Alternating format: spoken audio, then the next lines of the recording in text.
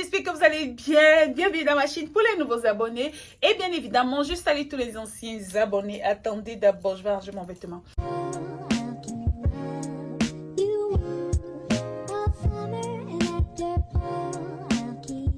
Donc, aujourd'hui, mes corazones, j'ai décidé de partager une petite story time avec vous. Je vais appeler ça comme ça, story time et tout. Avant de commencer, j'espère que tout va bien de votre côté. J'espère que vous avez la paix, l'harmonie, le bien-être, que vous sentez en harmonie avec vous-même, vous avez la paix. J'espère de tout cœur, mes corazones. Parce que moi, de mon côté, je vais super bien. J'ai la santé, j'ai mes Chinois qui sont là, j'ai mon gars, je suis en paix avec mon esprit, avec mon âme. Ah, c'est ma richesse. Dans mes corazones, aujourd'hui, j'ai décidé, comme je disais, de faire un petit story time ici avec vous. En fait, avant de commencer ces vidéos, avant de lancer la vidéo, je me suis dit, amour, est-ce que tu penses que c'est nécessaire? Et tout intérieurement, je lui ai dit, ben pourquoi pas? Je suis là tout le temps, je partage mes actus, mes actus avec vous, je partage mes expériences avec vous. Pourquoi ne pas partager aussi celui-là avec vous? Pourquoi je veux faire genre? Et j'ai décidé de vous faire ce petit story time. Ne me dites pas, amour, c'est triste, amour, vraiment, c'était arrivé. Non, c'est la vie. Et c'est... Moi, je prends les choses toujours du bon côté. Dieu, il sait ce qu'il fait. Alors, je commence. Vous vous rappelez que je suis partie au Cameroun, j'ai fait au Cameroun 20 jours. Et à mon retour du Cameroun, déjà avant de commencer, on commence vers le début. Vers le début. Respire, mon respire. Ok. Alors, je ne sais pas si je vous l'avais dit, depuis que j'ai accouché mon chinois, je n'ai plus jamais conçu. En fait, vers la première année après l'accouchement, je me protégeais et tout, on faisait attention. Mais après ça, je me suis rendu compte qu'on a fait 2, 3 fois sans faire attention et rien n'est entré. Et j'ai dit, ah, peut-être Dieu écoute mes prières du fait que je ne veux plus d'enfant. D'accord? Et après, on a continué à faire comme ça et l'enfant n'est plus jamais entré. Ça fait 6 ans aujourd'hui et je n'ai plus jamais conçu. Jamais conçu. Je n'ai plus jamais eu de retard. Je fais quand je veux. Je donne quand je veux. Je n'ai plus jamais eu de retard. Du coup, moi, je savais que non, il n'y a plus les enfants dans mon ventre parce que moi, je connais que je ne suis pas sainte. Je connais le travail que j'ai fait. Oh Dieu, merci pour mes enfants, Seigneur. Tu es un Dieu juste.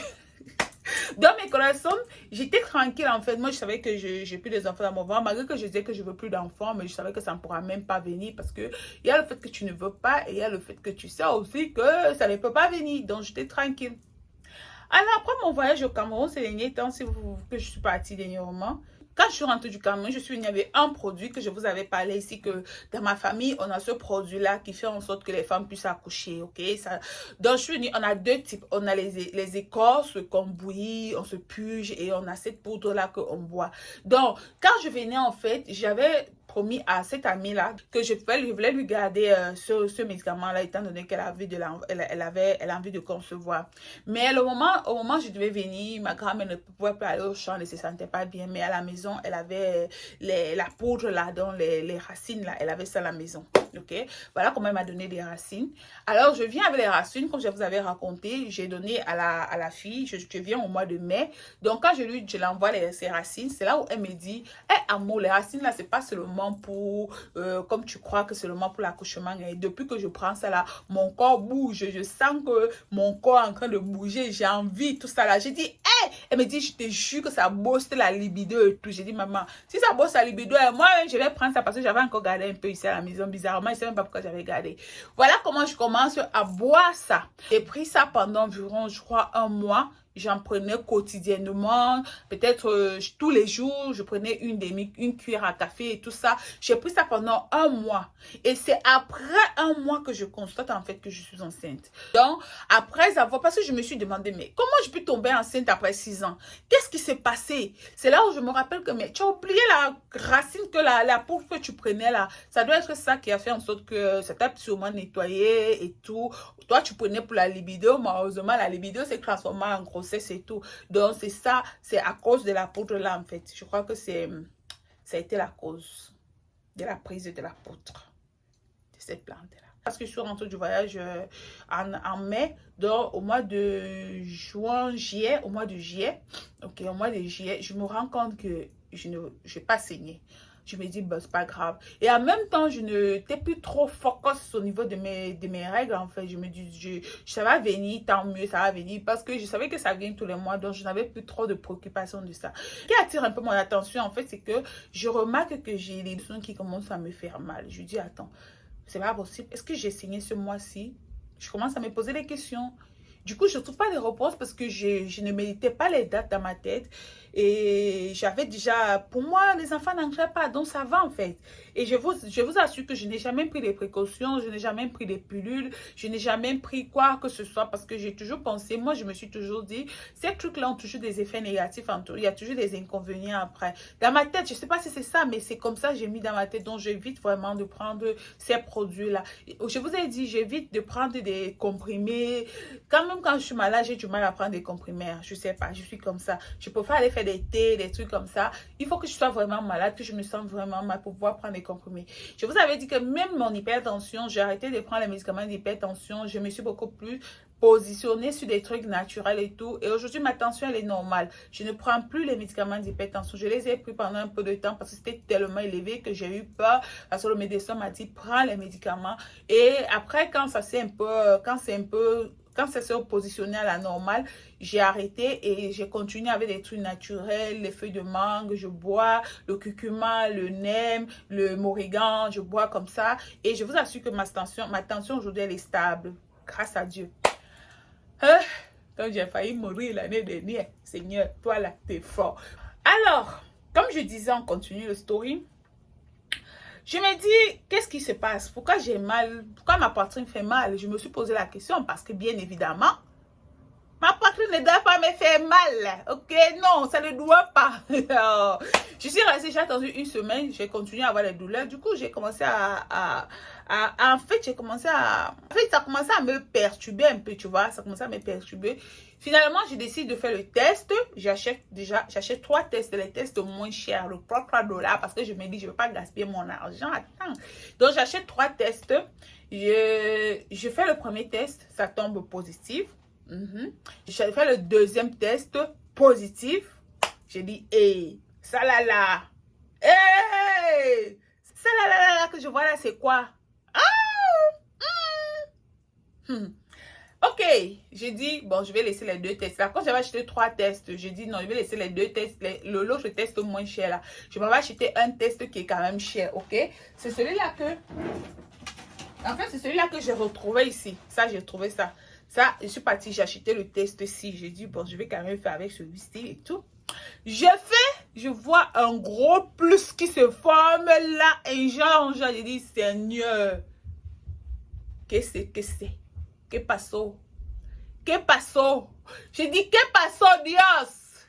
¿Qué es lo que me estás haciendo? ¿Qué me estás haciendo, Señor? Contéstame, ¿qué es esto? Donc, je reste. Je fais quoi? Je réfléchis. Grossesse. Dit, commencer de nouveau. Recommencer. Je vais faire quoi? Donc, je suis là, je dois chercher l'argent. Je dois faire mon business. Je dois grandir. J'ai passé toute ma vie ici, là, les enfants. Quelle qualité d'enfant je vais encore commencer là maintenant, Seigneur? Je reste là, je réfléchis. Du coup, j'ai dit, ok, je vais envoyer les photos à mon gars. Je filme, je l'envoie les photos. Je dis, mon gars, oh, on a une situation. Je l'envoie les photos. Le gars, il m'envoie le message. Dis, écoute mes prières. Je dis, attends un peu, il est sérieux là. Seriously? Je reste tranquille. Quand il revient, il ne me parle pas de ça. Il est tranquille, il est normal et tout. C'est là que je lui dis, papa, je t'ai envoyé une photo aujourd'hui. Tu ne parles pas de ça. Il faut qu'on trouve une solution. Moi là, je ne peux pas. Il me dit, tu peux pas quoi? Il dit, je ne peux pas accoucher encore. J'ai trop souffert avec les enfants dans le pays ici. Je n'ai pas plus. J'ai personne. Hein? Je suis fatiguée. Il me dit, tu fais comme tu veux. Moi, je te suis. Donc, il dit, le lendemain, je vais aller à l'hôpital. Le lendemain, je prends rendez-vous chez mon docteur. J'arrive, je dis à mon docteur, docteur, où tu me vois là, c'est chaud sur moi. J'ai envie de faire venir mon sang.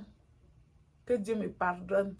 Et le docteur me dit, il n'y a pas de problème, je vais t'envoyer chez un spécialiste et tout. On va te donner juste 3 comprimés que tu vas mettre sur ta langue et ton sang va venir. J'ai dit, ok. Donc, je quitte chez mon docteur, je suis en train de rentrer. Voilà, une amie qui m'appelle.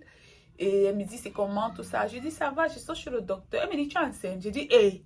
J'ai dit, oh, donc tu ne peux pas sortir chez le docteur. Dès que j'ai dit, je sors sur le docteur, tu parles grossesse. Tu as vu grossesse où? Elle commence à rire. J'ai dit, oui, voyez, je suis enceinte, je suis en retard. Elle dit, oh, c'est bien ça, tout ça. J'ai dit, qu'est-ce qui est bien? Je suis comme ça, demain, j'ai un rendez-vous pour le spécialiste. Pourquoi me donne les comprimés pour que ça passe? Elle me dit, quoi? Qu'est-ce que tu me racontes, l'amour? Moi, je suis là, j'ai un seul enfant. Je cherche seulement petit retard comme ça, là, je ne trouve pas. Depuis que j'ai eu un seul enfant comme ça, je n'arrive plus à avoir notre retard. Toi, Dieu te donne comme ça, et toi, tu es en train de dire quoi, là? Est-ce que tu sais que ça peut être l'enfant qui peut changer ta vie demain? L'enfant, là, ça peut être un Ganou demain. L'enfant, là, peut être un Mbappé demain. L'enfant, là, peut être... Elle m'a tout dit le jour, là. J'ai dit, ok. Ce que tu dis là, c'est vrai. Et je lui dis, mais regarde, moi, je suis là. Je n'ai plus que 30 ans. Je n'ai plus que 32 ans. Je vais recommencer encore à garder l'enfant là. Moi, j'avais dit que... Elle m'a dit que ce n'est pas toi qui avais dit que tu veux faire ton dernier enfant à 40 ans. Tu n'as même pas encore 40 ans. Fais ton enfant une fois. J'ai dit non, j'attends 40 ans. Donc après, elle me dit, ah, moi je te dis seulement, fais comme tu veux, mais je te dis d'abord que parfois les enfants là, souvent comme ça, toi tu te dis, l'enfant là demain s'appelle que le Mbappé de ta maison. Hey! Quand on m'a dit le salaire de Mbappé, j'ai dit, Seigneur, tu as raison ma chérie, tu as raison, je n'enlève plus. Alors, voilà, je commence à réfléchir comment je vais gérer la grossesse, mes affaires, tout. Un soir, j'entre dans ma chambre, je dis, Seigneur, me voici ton enfant. Tu connais mes souffrances, oh. Tu connais mes peines, oh. Tu connais tout ce que j'ai vécu dans ma vie, Seigneur. Si tu sais que cet enfant-là va m'apporter des problèmes dans ma vie, que ce n'est pas le bon enfant, Seigneur, fais que ça passe. Mon Dieu, tu connais mes douleurs, tu connais mes souffrances, tu connais les misères que j'ai vécues jusqu'à aujourd'hui. Si tu sais que cet enfant-là n'est pas le bon enfant, fais que ça passe. Pardon, je ne veux plus souffrir. J'ai déjà trop souffert comme ça. Mon cœur a trop souffert. J'ai déjà eu trop de peine dans ma vie, trop de douleur, trop de souffrance. Pardon, Seigneur, n'ajoute plus l'autre. J'ai fini de prier comme ça. Le soir, là, j'étais en train de... J'avais une grosse commande de savon. Alors, j'ai porté les savons pour venir travailler ici au studio. J'arrive dans l'escalier, puis je sens tchoc dans mon ventre comme ça, là. La douleur. J'ai déposé d'abord le carton. Je suis allée me coucher. Le ventre fait mal comme ça. Je suis allée me coucher. Je me suis étalée. Après, pour que le dos, ça a pris tout comme ça. Tout mon dos. Donc, après, voilà, la douleur s'est calmée et tout. Je me suis levée. Et je suis venue au studio, je suis venue emballer mes produits comme je devais les expédier le lendemain et tout, mais je ne sentais pas vraiment bien, j'avais un peu mal et tout. Le soir, aux alentours de 21h, 9h du soir, j'ai commencé à avoir les petites gouttes de sang. J'ai dit, ouh. J'ai dit à mon gars, je saigne.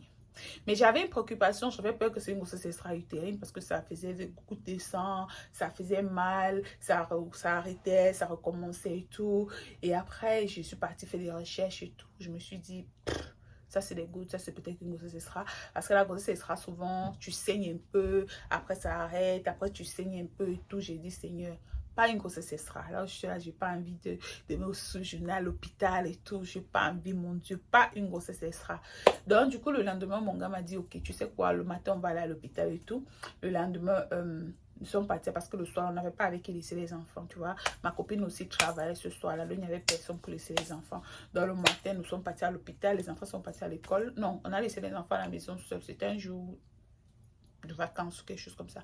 Les enfants sont restés à la maison, nous sommes partis à l'hôpital et à l'hôpital là-bas on a expliqué la situation, le docteur m'a fait le test, vérifier si vraiment j'étais enceinte, il m'a dit oui je suis enceinte, mais on va m'envoyer encore dans un autre hôpital pour vérifier si dans l'hôpital, parce qu'on est parti dans un petit, comment on appelle ça, dans un petit hôpital quoi, un hôpital d'urgence, donc on m'a envoyé dans un grand hôpital, donc nous sommes partis là-bas, arrivé là-bas, le ventre a commencé à faire mal, c'est là le sang commence à sortir beaucoup et tout ça là, c'est là que je dis à mon gars, là c'est pas une grossesse extra-utérine, là je crois que la grossesse est vraiment en train de sortir, donc le sang, le ventre fait mal, donc j'avais vraiment du mal à marcher en fait, c'est comme ça qu'on vient me prendre, on m'amène, on a pris, on a retiré tout ce qu'il fallait retirer et tout.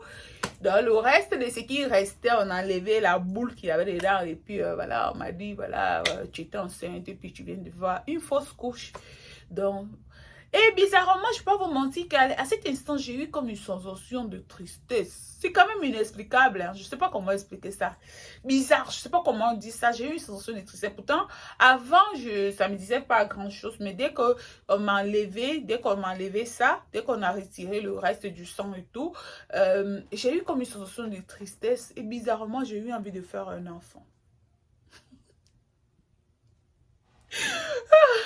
Bizarrement, j'ai eu envie d'accoucher. Mais cette année, je ne peux pas accoucher. On verra.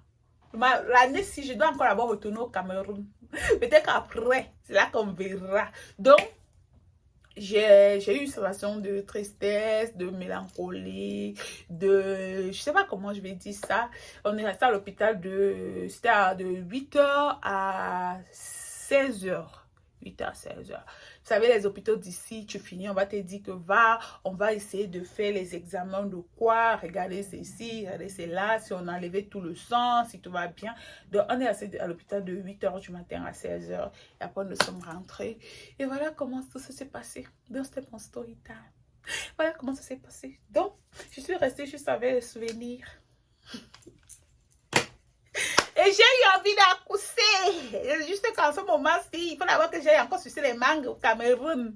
Et en plus, je suis invitée en Guinée l'année prochaine, au début de l'année prochaine. Donc, je ne peux pas, pour un truc très important, je ne peux pas porter grossesse maintenant. Parce que si je porte, je ne peux pas aller en Guinée. Donc, tu vois, j'ai des choses à faire, tu vois. Donc, c'est un peu ce qui s'est passé avec moi. J'ai eu une grosse forte envie de faire l'enfant, bizarrement. Une grosse forte envie de faire l'enfant. Mais après réflexion, j'ai dit, pas maintenant, amour, il faut que tu as des petits trucs à faire avant. Petits trucs à faire avant, ok? Après ça, tu verras. Après, tu verras si ça vient encore. Dans mes corazones, c'est un peu ça mon petit story time. J'espère que cette vidéo vous a plu. Si vous avez aimé la vidéo, n'oubliez pas de me faire des pouces en l'air. Ça me fera énormément plaisir. Je vous ai dit qu'en ce moment, l'algorithme de YouTube ne partage pas mes vidéos. C'est vraiment slow. Mais je ne veux pas me décourager. Je ne vais pas, le jour que Dieu va décider qu'ils vont partager, ils vont partager. Je n'ai même pas le problème. Je vais recommencer mes vidéos de skincare, de masques, de story time, comme ça, comme je suis en train de faire pour partager avec vous. Je n'ai même pas le problème. Franchement, je ne veux même pas me mettre dans la tête parce que je vous jure que si tu regardes seulement les histoires de vues des réseaux sociaux, là, tu vas t'embouber dans les trucs que tu n'as pas envie de t'embouber parce que tu cherches les vues. Et ça, j'ai dit, je ne veux pas le faire. Je ne veux pas m'embouber dans des trucs. Je vais rester en paix avec moi-même, avec ma conscience et avec mon âme. Parce que si quelqu'un commence à regarder, oh ben, toi tu n'as pas les vues, pourtant tu fais des bonnes vidéos et tout, pourquoi l'algorithme ne partage pas tes vidéos? Tu vas chercher à faire des vidéos qui, tu sais que si tu fais ça, ça va apporter les vues. Donc moi j'ai dit, je vais suivre mon chemin, je continue mon chemin, j'ai dit, c'est une ligne éditoriale que j'ai choisie dès le début de ma chaîne et je prie Dieu de continuer à me donner la force. Ceux qui veulent m'encourager, qui continuent à m'encourager. Ceux qui veulent que j'aille loin, continuent à m'encourager et... je vais vous donner des gros bisous comme ça. Portez-vous bien mes corazones. Je vous envoie plein d'ondes positives. Et surtout, on se retrouve à la prochaine vidéo que je fais très bientôt. Bisous.